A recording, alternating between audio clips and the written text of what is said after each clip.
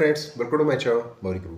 Friends, NEET 2026 का exam CBT mode में हो सकता है, ऑनलाइन हो सकता है। इसके पीछे रीज़न क्या है मैं बात करूंगा। एक्सपर्ट कमेटी, जैसा कि आपको पता है कि 2024 में ही बन गई थी, जब नीट का मास पेपर लीक हुआ था। सुप्रीम कोर्ट में बहुत सारा केस चला था और उस समय रैंक का फ्लक्चुएशन बहुत ज़्यादा हो गया था। इवन 600 प्लस स्कोर करने वाले बच्चे 60-70 हज़ार 80 हज़ार बच्चे हो गए थे। तो वहाँ पर बहुत सारे केसेस पकड़े भी गए थे। तो तभी से एक्सपर्ट कमेटी बनी हुई थी कि एग्ज़ाम को ऑनलाइन मोड कराया जाए। साथ ही साथ एक्सपर्ट कमेटी इस बात पे भी स्टडी करेगी कि पेपर को कैसा सेट किया जाए जिससे कि एक कोचिंग ना करने वाला बच्चा, एक आम जो रूरल एरिया में बच्चा है जो कोचिंग नहीं कर पाता, वो सेल्फ स्टडी के थ्रू भी एग्ज़ाम को क्रैक कर सकता है। 2-3 पॉइंट्स हैं जिसके बारे में विस्तार में मैं बात करूंगा। और कब आपका नोटिफिकेशन आ सकता है? नोटिफिकेशन आपका दिसंबर में ही आएगा और विद प्रॉपर चेंजेस आएगा। इस बार चेंजेस 100% होने वाले हैं जहाँ तक मुझे लग रहा है, क्योंकि पूरी फिजिबिलिटी स्टडी पिछली साल नहीं हो पाई थी, इसीलिए 2025 में ये एग्ज़ाम ऑनलाइन मोड नहीं कराया गया था। क्या फिजिबिलिटी स्टडी है, क्या वो लोग डिस्कस कर रहे हैं, कौन कौन से पॉइंट पर फोकस कर रहे हैं जो एक्सपर्ट कमेटी है, और उसकी वजह से अल्टीमेटली आपका एग्ज़ाम कब हो सकता है, आपके पेपर पैटर्न में क्या चेंजेस हो सकते हैं, क्या लास्ट ईयर का ही पेपर पैटर्न फॉलो करेगा, क्योंकि लास्ट ईयर तो पेपर काफ़ी टफ आया था।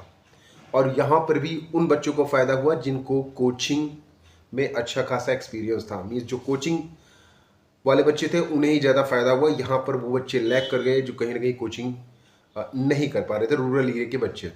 तो पूरा बात करेंगे। फर्स्ट टाइम चैनल पे तो सब्सक्राइब कीजिए, वीडियो को लाइक कीजिए और शेयर कीजिए। दोस्तों, 2024 में ही आपने देखा होगा बहुत सारा केसेस हुआ था, मास चीटिंग का हुआ था। और यहाँ पर सुप्रीम कोर्ट ने एक कमेटी बनाई हुई थी, 4 मेंबर की कमेटी बनाई हुई थी कि 2025 को आप ऑनलाइन मोड करिए, क्योंकि चीटिंग के इशू ऑनलाइन मोड में कम होते हैं।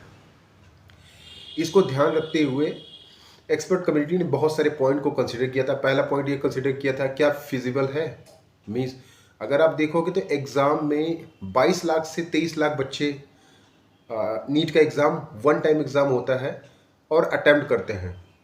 कहने का सीधा सी मतलब है, इतना ज़्यादा ऑनलाइन मोड में इंफ्रास्ट्रक्चर अरेंज करना मुश्किल हो रहा था। और साथ ही साथ कुछ ऐसे एरिया भी हैं, जैसे रूरल एरिया है, जहाँ पर बच्चे इन सब चीज़ों से अवेयर नहीं है। उन्हें केवल पेन पेपर से मतलब है, वो ऑनलाइन मोड को जानते तक नहीं है, या फिर वहाँ पे उतनी अच्छी फैसिलिटी भी नहीं है। इस बात को ध्यान में रखते हुए पिछले साल, क्योंकि पिछले साल अरेंजमेंट नहीं हो पाया था, तो पिछले साल पेन एंड पेपर पे ही हुआ था।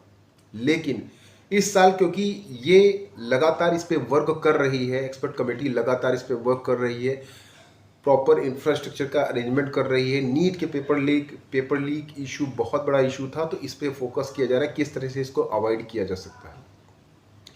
साथ ही साथ अगर आप देखोगे तो नीट का एग्ज़ाम हो जाता है मई में होता है एग्ज़ाम, और इसकी काउंसलिंग जाती है अक्टूबर नवंबर तक। तो आपका जो गैप है एक सेशन स्टार्ट करने का एमबीबीएस फर्स्ट ईयर का, वो काफ़ी ज़्यादा हो जाता है। मीन्स आपकी क्लासेस अक्टूबर से स्टार्ट होती हैं, तो आपका 2-3 महीने यहाँ पे गैप हो जाता है। ऑनलाइन मोड होगा तो एक बात तो यहाँ पे श्योर है कि आपकी जो क्लासेस है वो जुलाई से ही स्टार्ट हो सकती है, क्योंकि मई में एग्ज़ाम होगा तो जून, जिस तरह से जेई का एग्ज़ाम होता है, बहुत जल्द रिजल्ट आ जाएगा। 15-20 दिन के अंदर ऑनलाइन रिजल्ट आ जाएगा और फिर काउंसलिंग स्टार्ट हो जाएगी। दूसरा ये कि कोर्ट केसेस से आप बच जाएंगे। यहाँ पे बहुत सारा यहाँ पे कोर्ट केसेस हो जाता है, ऑफलाइन पेपर के केस में बहुत सारा केसेस होता है, तो यहाँ पे बच्चे कोर्ट केसेस से बच जाएंगे, जिससे कि कहीं ना कहीं टाइम बचेगा। ये सारी स्टडी की जा रही है, और साथ ही साथ ये भी स्टडी की जा रही है कि ऐसा किस तरह से क्वेश्चन पेपर को डिज़ाइन किया जाए, क्योंकि लास्ट ईयर का जो पेपर था वो एकदम टफेस्ट पेपर आ गया था। मीन्स अभी तक नीट की हिस्ट्री में सबसे ज़्यादा टफेस्ट पेपर लास्ट ईयर का था। क्या उसी पैटर्न को बरकरार रखना है? क्योंकि उस पैटर्न को अगर बरकरार रखेंगे तो वो बच्चे उस सवाल को अटेम्प्ट नहीं कर पाएंगे, या कम अटेम्प्ट कर पाएंगे जो कि सेल्फ स्टडी कर रहे हैं या फिर जो कोचिंग नहीं कर रहे हैं। तो जो नीट 2025 से पहले का जो पेपर पैटर्न था, नीट 2020 से लेकर 2024 के बीच में जो पेपर पैटर्न था, क्या उसको फॉलो करना है या फिर 25 वाला फॉलो करना है? मुझे जहाँ तक लगता है इस बार सिलेबस में भी चेंजेस हुआ, क्योंकि यहाँ पे एक्सपर्ट कमेटी इस बात पर भी स्टडी कर रही है कि बोर्ड में ऐसा क्या है सिलेबस में जो कि नीट के एग्ज़ाम में नहीं है, या फिर नीट एग्ज़ाम में ऊपर से ऐसा क्या ऐड किया जाता है सिलेबस में जिससे कि बच्चे क्वेश्चन को सॉल्व नहीं कर पाते हैं, उन्हें कोचिंग जाना पड़ता है। तो कोचिंग वालों के लिए भी थोड़ी सी बैड न्यूज़ हो सकती है, क्योंकि यहाँ पर वो बच्चा भी नीट को क्वालिफाई कर लेगा या अच्छा स्कोर कर लेगा जो कि कोचिंग नहीं करता होगा। तो इस तरह से सिलेबस और पेपर पैटर्न दोनों में चेंजेस हो सकते हैं। पॉसिबिलिटी है नीट का सीबीटी मोड भी पॉसिबल है, क्योंकि लास्ट ईयर से ही ये बात चल रही है कि किसी तरह से इस एग्ज़ाम को कंप्यूटर बेस्ड किया जाए, क्योंकि सेशन का डिले बहुत ज़्यादा बेकार होता है। आपकी क्लासेस 2-3 महीने एक्स्ट्रा शिफ्ट हो जाती हैं और उसमें फिर आप MBBS first year first semester और सेकंड सेमेस्टर के बीच में आपको गैप ही नहीं मिलता, फिर 2 महीने में आपका एग्ज़ाम हो जाता। तो ये सारी चीज़ें हैं जो बच्चों के लिए हर्डल का काम करती है। ये सारी चीज़ें कंसीडर करके ही इस बार नीट का paper pattern, NEET online mode होगा, सीबीटी मोड होगा, उसके बारे में, और साथ ही साथ किस तरह से क्वेश्चंस को डिज़ाइन किया जाए कि एक कोचिंग ना करने वाला बंदा भी उस क्वेश्चंस को आसानी से अटैम्प्ट करके अच्छे खासे मार्क्स ले आ सकता है। इन सारी बातों पे फोकस होगा, और फोकस ज़रूरी भी है, क्योंकि यहाँ पर अगर आप देखोगे ना तो नीट को क्वालिफाई करना बहुत आसान है, लेकिन नीट में क्वालिफाई करके अच्छे मार्क्स ला के एक अच्छा इंस्टीट्यूट लेना वो बहुत मुश्किल हो जाता है, क्योंकि कंपटीशन लेवल बहुत हाई है। यहाँ पे कोचिंग वाले बच्चे या फिर ड्रॉपर्स भी हैं, उनसे आपको कंपटीशन लेना पड़ता है। सॉरी। तो कहने का मतलब ये है कि यहाँ पर इन सब बातों पे फोकस करना है, क्योंकि अगर आपके मार्क्स कम भी आ गए, मीन्स 400 या 300 या 400 किसी तरह से आपने क्वालिफाई भी कर लिया, उसके बाद भी आपको बहुत ज़्यादा पैसे चाहिए, 1 करोड़ का बजट आपको रखना पड़ेगा, ठीक है। तब कहीं जाके आपको एमबीबीएस का आपका सपना पूरा हो सकता है। अगर आपको सरकारी सीटें नहीं मिली तो फिर आपके लिए वो साल ही बर्बाद हो जाता है। इसीलिए इस बात पे भी फोकस होगा कि नीट का एग्ज़ाम 2 बार कराया जा सकता है कि नहीं कराया जा सकता है, क्योंकि 2 बार हो जाएगा तो एक बच्चे का 1 साल नहीं बर्बाद होगा, ठीक है।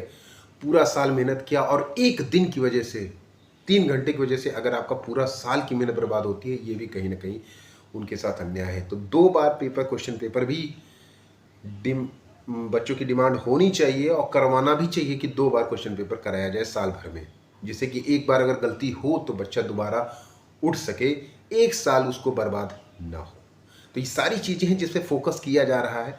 आई होप कि ये सारी चीज़ें इंप्लीमेंट हो जाएं, ठीक है। प्रॉज एंड कॉन्स हर चीज़ के हैं, ऑनलाइन मोड का भी प्रॉज एंड कॉन्स है, ऑफलाइन मोड का भी प्रॉज एंड कॉन्स है, लेकिन बेस्ट क्या हो सकता है? बेस्ट यही हो सकता है जिससे कि आपका टाइम बचे और आपकी साल भर की मेहनत बर्बाद ना हो। अगर आप कोचिंग नहीं कर रहे हैं फिर भी आप एक अच्छे इंस्टीट्यूट, एम्स जैसे इंस्टीट्यूट या फिर किसी गवर्नमेंट मेडिकल कॉलेज में एडमिशन ले लें, ये होना चाहिए गोल, और यही कंसीडर करके एक्सपर्ट कमेटी को काम करना चाहिए। यही करके वो काम कर रही है। आई होप कि इस बार ये सारी चीज़ें इंप्लीमेंट होगी।